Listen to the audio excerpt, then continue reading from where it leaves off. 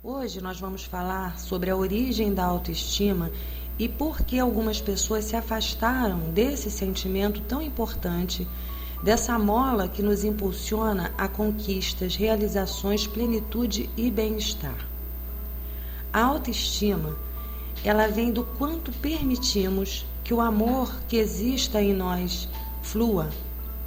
É importante a gente entender que a autoestima é uma necessidade humana fundamental, independente de nós entendermos o seu conceito ou de nós conhecermos os seus efeitos na nossa vida, independente da gente consentir que ela exista na nossa vida, ela vai estar atuando dentro de nós.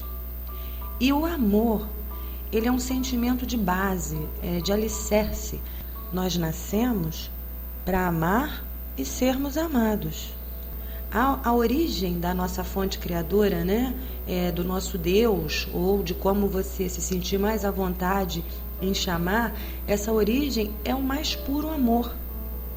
Então, por que essa dificuldade de acesso a este amor, Por que nós passamos a vida secos e desnutridos deste amor se a própria fonte está dentro de nós? Esta é a grande questão. É o foco desse trabalho, porque nós precisamos resgatar essa autoestima que um dia foi ferida e abandonada pelo caminho das nossas vidas. Só desta forma é que vamos poder viver dentro de realizações concretas. Essa é a única forma que a gente vai poder manifestar todo o potencial que nós temos dentro de nós. Somente sem a crítica interna que nos impede de crescer, sem o medo de falhar, que sufoca os passos da gente, sem a crença de que nós não somos bons o bastante, é que nós vamos poder manifestar todo o potencial que a gente tem. Bem, eu vou repetir a pergunta anterior, porque é para a gente não se perder. Por que passamos a vida secos e desnutridos deste amor se a própria fonte está dentro de nós? Ora, a fonte, ela continua dentro de nós. Só que nós nos esquecemos o caminho que nos leva até ela. E isso aconteceu quando nós éramos muito pequenos ainda. E esse fato, disso ter acontecido quando a gente tinha pouquíssima idade, fez com que nós desacreditássemos da existência dessa fonte. Veja bem, a criança, ela nasce repleta de amor, num estado assim de completude. Ela se ama e se aceita do jeito que ela é. Só você olhar uma criança que você vai ver que ela está ali completamente voltada para ela, feliz com o que ela é. A criança, ela não pergunta se ela pode ficar zangada ou triste. Ela simplesmente manifesta os seus sentimentos. E tudo que ela é, de uma maneira muito simples. Ela realmente se ama. Mas aí veio a educação, vieram as regras, as competições e as comparações. Por exemplo, se quando você era criança sentia raiva, imediatamente lhe diziam que aquilo era inaceitável, que era feio, que você tinha que controlar a sua raiva. Ninguém te dizia que era um sentimento normal, que todas as pessoas do mundo sentem raiva. Ninguém te ensinava como lidar com a raiva, que você não precisava direcionar essa raiva para uma pessoa e descarregar nela o seu potencial. Ninguém dizia que não seria bom reprimir, engolir essa raiva, que você poderia ficar doente depois se reprimisse essa raiva. Ninguém te ensinava a extravasar e trabalhar com essa raiva de uma forma saudável. Só te diziam que estava errado o que você sentia. Ora, então eu estou errado? Eu lembro até de um exemplo, que eu usava com a minha filha quando ela era pequena, que era bem interessante, que deu um resultado muito bom. A minha filha sempre foi muito explosiva e tinha uma tendência a expor isso assim de uma forma bem clara. Então eu dizia para ela que a raiva é como o pum. Todo mundo sente vontade de saltar pum.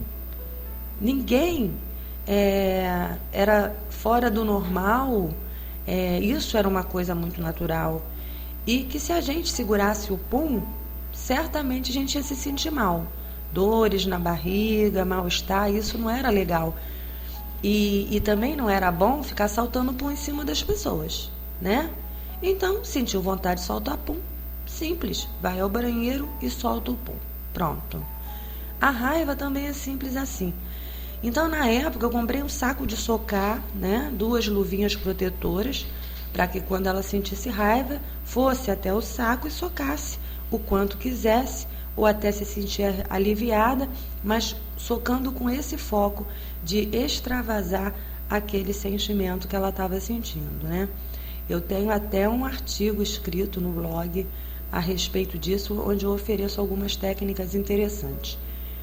Bom, muitas vezes também você, criança, estava brincando, feliz, fazendo uma barulheira danada, porque criança feliz faz barulho, né?